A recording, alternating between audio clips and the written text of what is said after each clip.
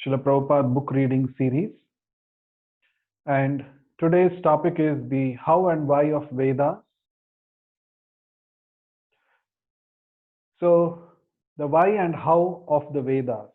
So, we are having this session today, and this is based on Srila Prabhupada's book, Elevation to Krishna Consciousness.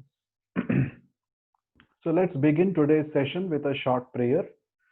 Namah Vishnu Padaya Krishna Preshthaya Bhutale Srimate Bhakti Vedanta Swamin Nitinamine Namaste Saraswate Deve Gauravani Pracharine Nirvishesha Shunyavadi Paschatya Deshatarine Jaya Shri Krishna Chaitanya Prabhu Nityananda Shri Advaita Gadadhara Srivasadi Gaura Bhakta Vrinda Hare Krishna, Krishna Krishna, Hare Hare, Hare Rama, Rama Rama, Hare Hare. So I welcome all of you once again for today's session, the why and how of Vedas. So what we're going to do is we're going to read a few passages from Srila Prabhupada's book, Elevation to Krishna Consciousness. And after reading, we will also have a discussion and a short quiz in which all of you can participate live in this session. So let's begin today's session. We dedicate this presentation to His Divine Grace A.C. Bhaktivedanta Swami Prabhupada, the founder Acharya of the International Society for Krishna Consciousness. So let's begin. So I would like to request one of you to read this text that is being displayed. Who would like to read?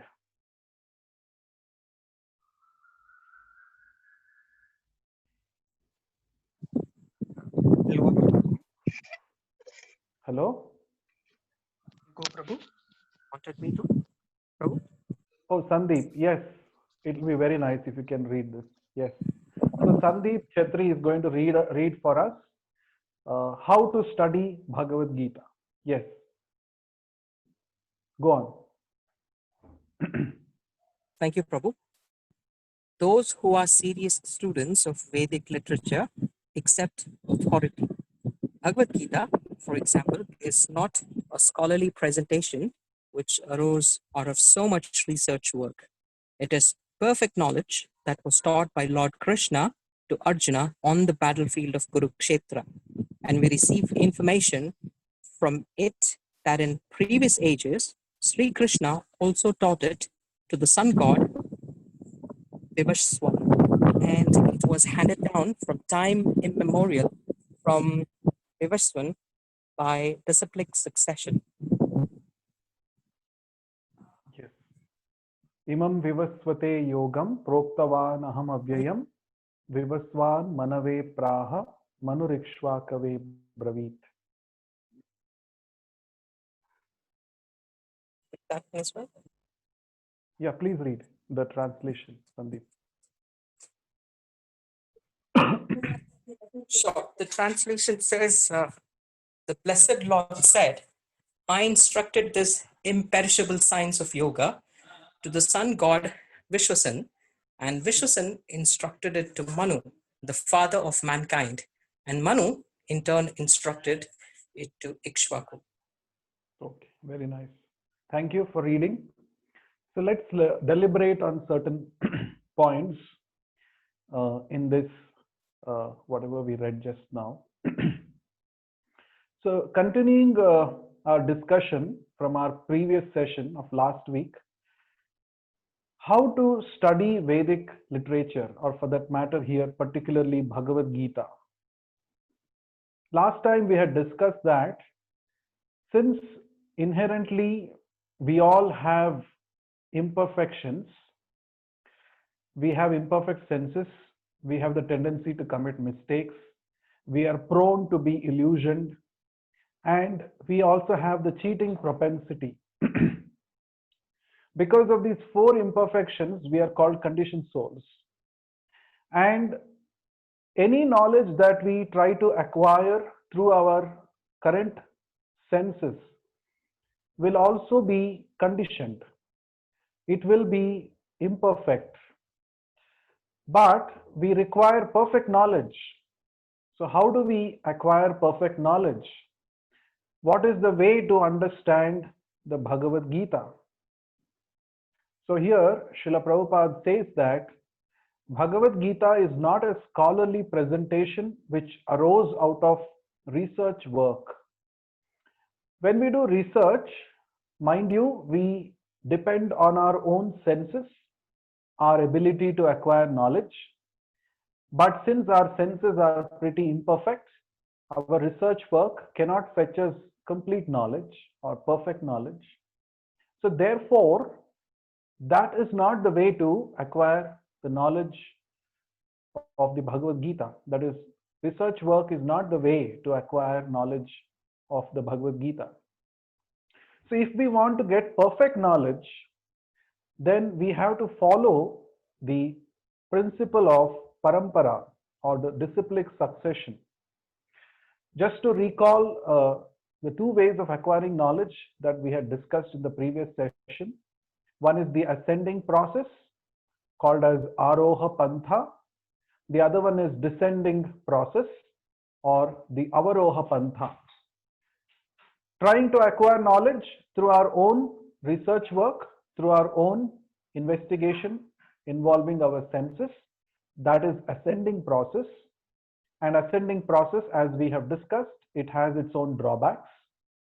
So the perfect way to acquire knowledge as per the Bhagavad Gita itself is the parampara system or the descending process, wherein the knowledge is passed on from one generation to the next generation, from the guru to the shishya, from the spiritual master to the disciple, through the process of oral reception or shravanam, hearing. So the guru speaks and the disciple listens to the message, and then he assimilates it and then passes on to the next generation.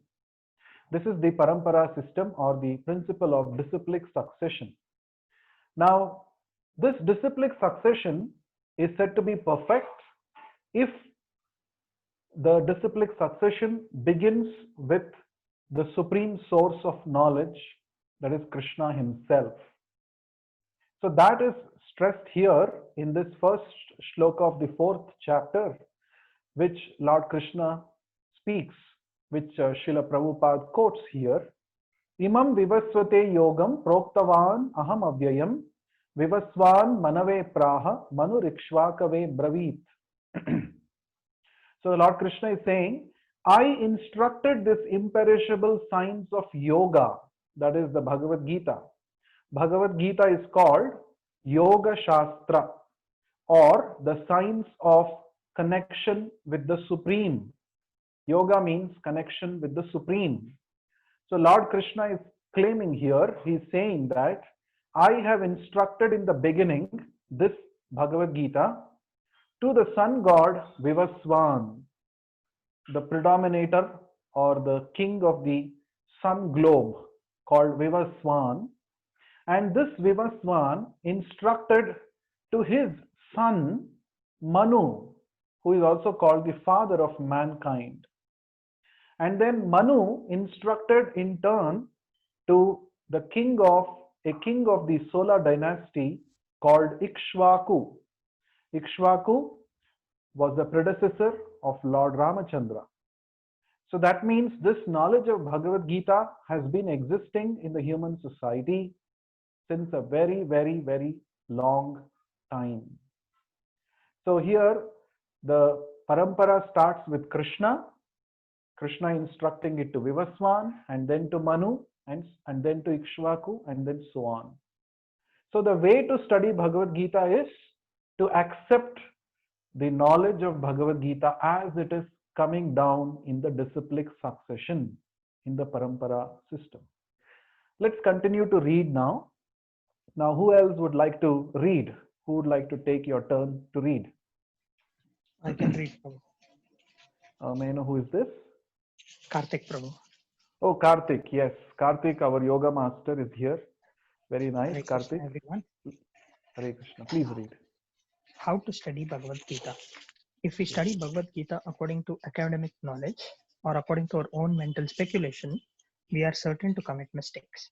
It is not possible to understand Bhagavad Gita in this way. It is necessary to follow carefully in the footsteps of Arjuna. In previous ages, due to interpretation and mental speculation, the real purport of Bhagavad Gita was lost. Therefore, Krishna re-established the teaching by giving them to Arjuna. Yes, very nice. Thank you. So, again, continuing how to study Bhagavad Gita. Here it is clearly said that through academic knowledge or according to our own mental speculation, if we try to study Bhagavad Gita, then there are chances that we certainly commit mistakes. So now, what does it mean? As we discussed in the previous session, committing mistakes is one of the 4 imperfections that all of us have. Now, when it is said here that through academic knowledge, we cannot understand Bhagavad Gita, what does it mean? It means that through our limited experience that we have got in this world, we have got certain limited understanding, limited knowledge based on our experience in this material world. So we think that that knowledge is all in all. That is the only way, or that is the ultimate way of understanding things. So if we apply those particular logics or those particular ways of acquiring knowledge, or those particular methodologies that we follow to study material science, if we apply those methodologies in studying the Bhagavad Gita, then we will not be able to understand it completely. So because an example also is given here, an example is given generally in the Sanskrit, there is a Nyaya Shastra, an example is given, that of the Kupa Mandoka Nyaya, it is called. The logic of the frog in the well. Frog in the well, it's quite possible for the frog to think that this whole well itself is the entire existence. This whole well is itself the universe or the entire creation that exists. Because the frog has never gone out of the well. Now, if someone out of the well from outside, if he comes and tells the frog, see, I have come from the Atlantic Ocean. Now the frog will start trying to understand Atlantic Ocean with the help of its limited understanding of the well. It will start estimating the length and breadth of Atlantic Ocean using its knowledge, limited knowledge that it has got through its experience of the well. So it will start asking, is the Atlantic Ocean 5 times bigger than this well? Is the Atlantic Ocean 10 times bigger than my well, or 20 times bigger than my well? That means it is so conditioned to think only in terms of the well, because it has got experience only of the well. So therefore, in this way, this is called mental speculation. So through mental speculation, when we try to understand the knowledge revealed in the Bhagavad Gita, we will surely arrive at wrong conclusions. So that is a mistake that is being pointed out here. So therefore, what is the way to understand? The way to understand is to carefully follow in the footsteps of Arjuna. Now, Arjuna, he simply heard from Krishna directly the knowledge of Bhagavad Gita, the knowledge of the yoga, the science of yoga. And so does it mean that simply accept, no room for questions, no room for doubts? No, it is not that way. Even if you notice in the Bhagavad Gita, Arjuna puts forward so many questions. He puts forward so many questions, logical questions. But his spirit of raising those doubts and questions is not in a challenging mood, but his spirit is to understand things more clearly. So that is very important.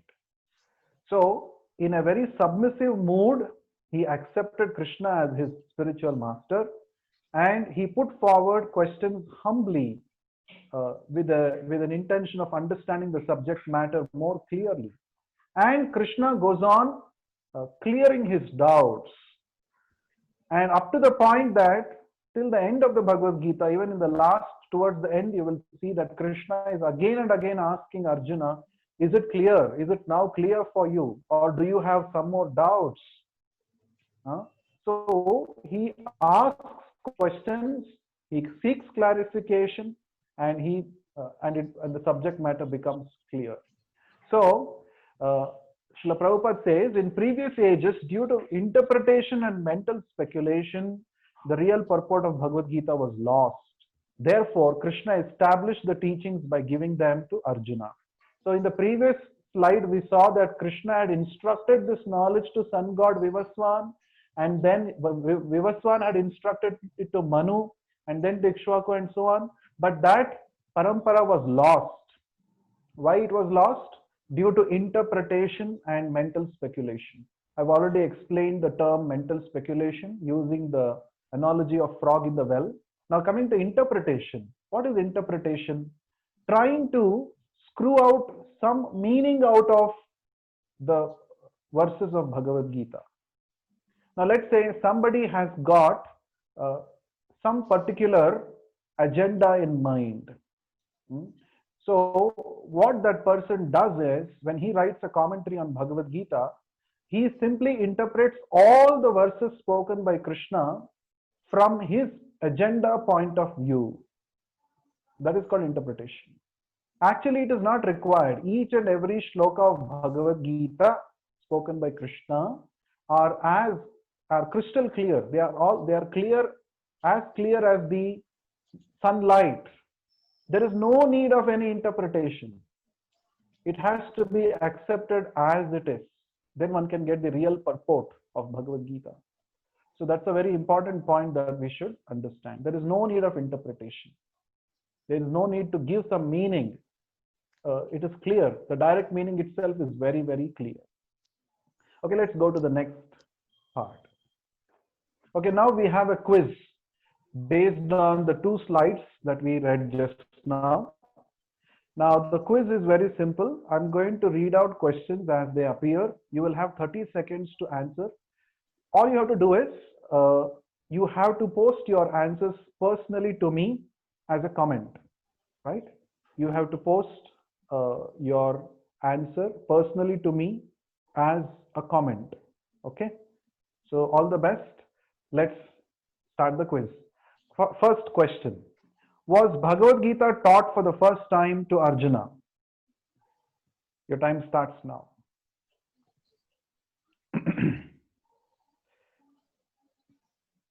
Okay, so I'm getting answers, many of you.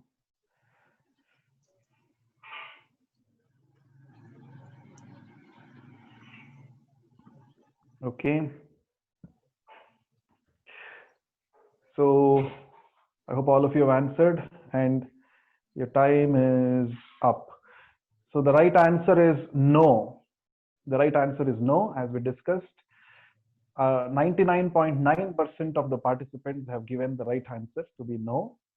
So first, Krishna taught this to Vivaswan previously. And when the parampara was lost, again Krishna wanted to re-establish another parampara. So he taught it to Arjuna. So it was not the first time. It was existing. The knowledge of Bhagavad Gita existed in the creation or in the human society much before Arjuna also. Let's go to the next question.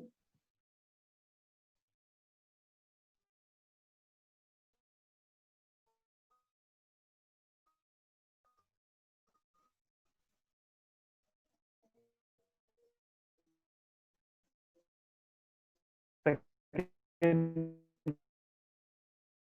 question, Bhagavad Gita, let's see. We discussed it. Yeah, your time started already. The science of yoga in Bhagavad Gita is qualified with an adjective. What is that?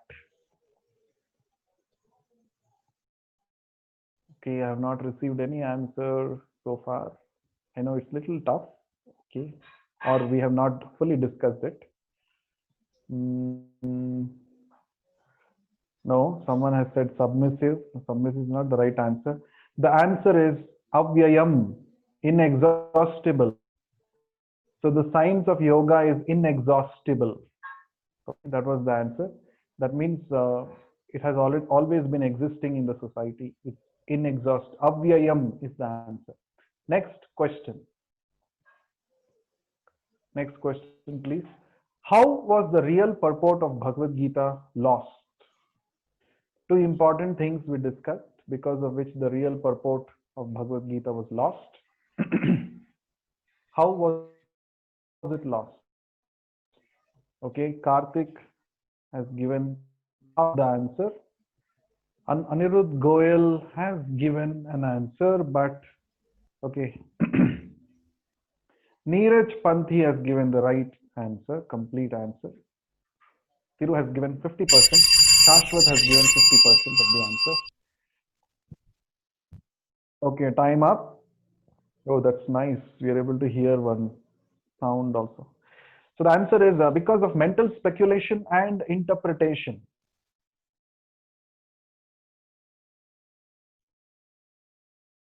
That was the answer. Because of interpretation and mental speculation, real purport of Bhagavad Gita was lost. So the essence of the Vedic scripture will be lost when it is mental speculation. Okay, next question. Fourth question. Next question, please, Santosh.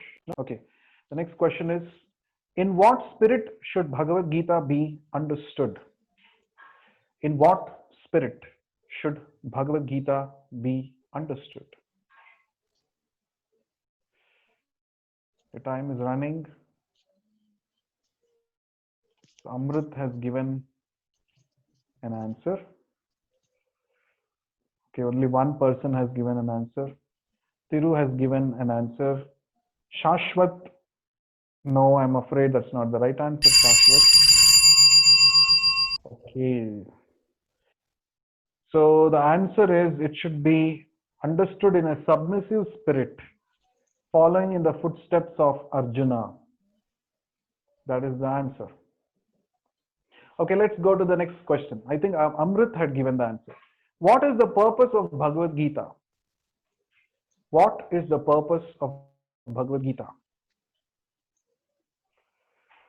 Every book has got a purpose. So what is the purpose of this Bhagavad Gita? No one has sent your answers still. Okay, Karthik, good. Neeraj, good. All of you have given your own answers, separate, different answers.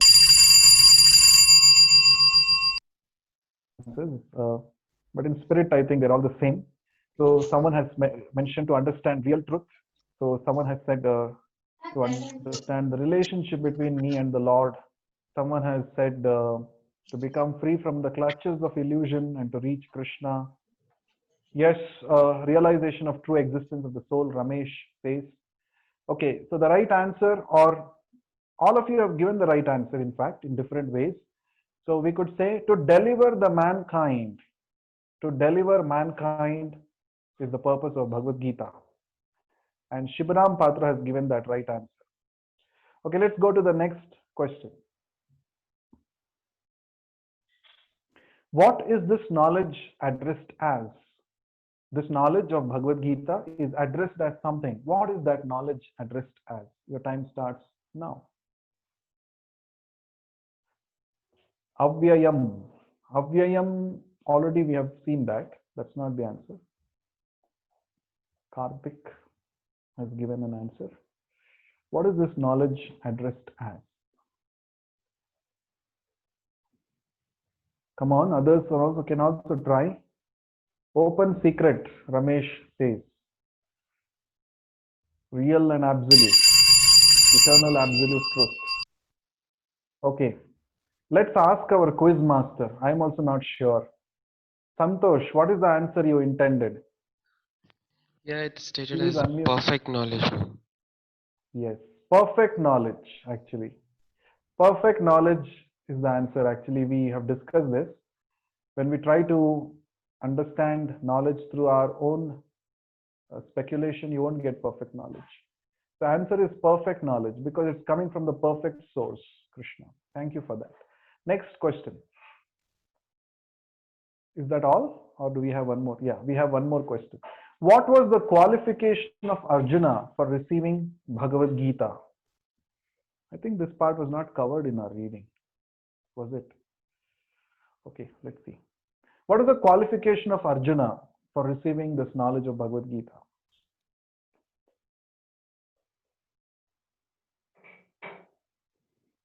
Perfect yogi, Anirudh says. And Amrit and Sanatana Prabhu has said the same answer. Okay. Yes, he was a devotee, he was a friend of Krishna, that is okay. But he was submissive when he approached Krishna for instructions. So he was submissive. That was the answer that we got from the reading. Can we go back to the slides, please? Oh, we have to go all the way back. Okay. Yeah, go back. Yes. Next slide. Second one. Yeah, it is necessary to follow. The second paragraph says that it is necessary to follow carefully in the footsteps of Arjuna. So Arjuna did not interpret, nor did he speculate. So that is the qualification of Arjuna to receive knowledge. Okay, let's go to the next. Let's continue our reading after the quiz. Okay, it has to. Okay, who would like to read next? I can read. Yes, after this. Who is that? After this, can you go to the next slide? Yes, yeah, this one. Who is this, please? Anirudh. Yes, Anirudh. Happy to hear you after a long time. Yes, how are you? I'm good. आप कैसे हो? हाँ, हम भी अच्छे हैं, बढ़िया हैं. Okay, I will read the shloka and then you can read the other part. Okay. Sure. एवं परंपरा प्राप्तम इमं राजर्षयो विदुः सकाले नेह महता योगो नष्टः परन्तप सयेवायं मया तेद्य योग प्रोक्त पुरातनः भक्तोऽसि मे सखा चेति रहस्यं ह्येतदुत्तमम्. Please read. This supreme science was thus received through the chain of disciplic succession, and the saintly kings understood it in that way. But in course of time, the succession was broken, and therefore the science as it appears to be lost. That very ancient science of the relationship with the Supreme is today told by me to you because you are my devotee as well as my friend. Therefore, you can understand the transcendental mystery of this science. Thus, whoever follows in the footsteps of Arjuna, approaching Krishna in a spirit of devotion, can understand the purpose of Bhagavad Gita as well as all other Vedic literatures. Very nice. Well read. Thank you, Anirudh. So here Krishna is telling that very same science which was lost in due course of time, I'm explaining to you, Arjuna. Now, why Arjuna only? Why not anybody else? Why did Krishna select Arjuna as his disciple? Because he was his devotee as well as friend. He was devotee as well as friend. And therefore, anyone who follows the footsteps of Arjuna in a spirit of devotion That is very important. In a spirit of devotion, which Arjuna had, can understand Bhagavad Gita or any other Vedic scriptures. Next slide. Let's go to the next slide. Who would like to read now? I can read, Prabhu. Yes, Sandeep again. Hare Krishna. Read.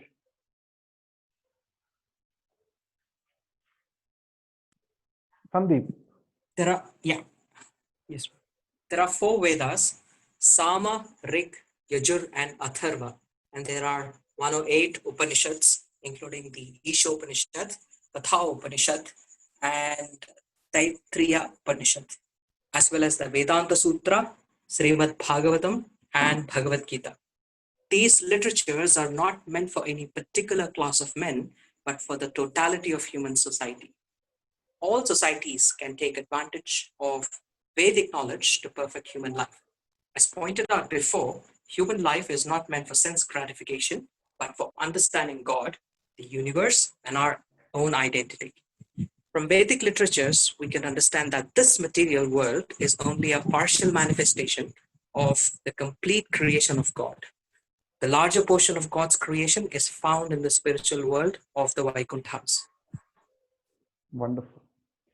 So the Vedic scriptures, they are meant not for just one class of people, but for the entire human society.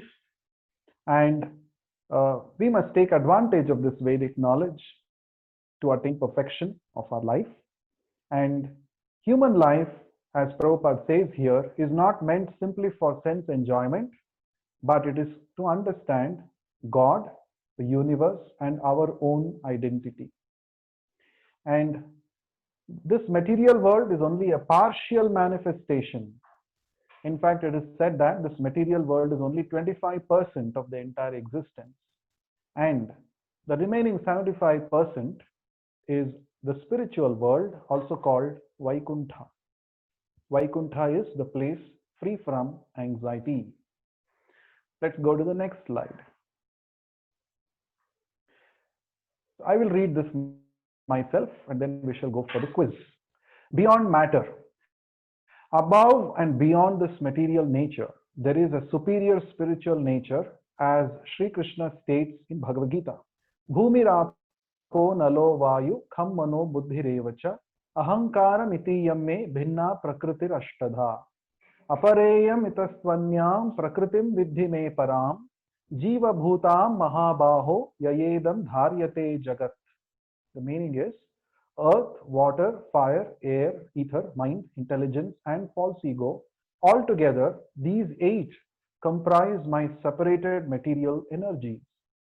Besides this inferior nature, O mighty Arjuna, there is a superior energy of mine, which is all living entities who are struggling with material nature and sustaining the universe. So there are 8 kinds of material elements: earth, water, fire, air, ether, mind, intelligence, and false ego. And then there is the spiritual energy of God, of Krishna. That spiritual energy comprises of all of us, we living entities. We are called the superior energy, whereas the 8 elements are called the inferior energy because they are dull. They are matter. So matter does matter, but spirit matters the most because it is the spiritual touch that can manipulate matter and produce wonderful things. So both matter and we, the living entities, spiritual sparks, all of us are Krishna's energies, but we are called the superior energies because we are conscious, whereas matter is not. Okay, let's go to the next slide. I think we have the quiz up next up. Yes. So we'll go a little quick this time because we are running short of time. Maybe we will take 4 questions. First one, let's have the first question. What is the result of following in the footsteps of Arjuna? Your time starts now. What happens when you follow in the footsteps of Arjuna?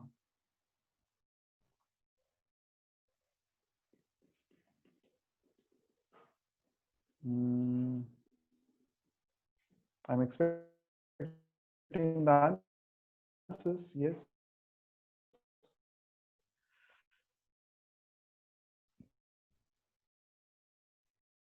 And Anirudh is saying freedom from cycle of birth. Yes, the right answer. All of you have nearly told the right answer. The answer is you get to know the mystery of Bhagavad Gita. You get to know the mystery of Bhagavad Gita by following the footsteps of Arjuna. Next question, please. Next question. What are the three Upanishads mentioned? Three Upanishads were mentioned in our reading. So what are the names, if you can recollect them, at least one or two or all of them?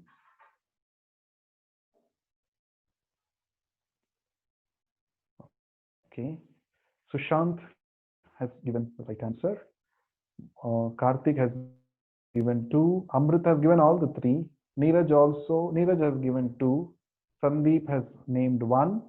Sushant again two. Okay, the answer is Ishopanishad, Katha Upanishad, and Ishopanishad, Katha Upanishad, and Taittiriya Upanishad. Yes, these are the three mentioned in the reading. Next question, last question for the day. What is the advantage we gain from Vedic knowledge? What is the advantage we gain from Vedic knowledge? Your time starts now. If we gain the Vedic knowledge, what do we get? How does it benefit us?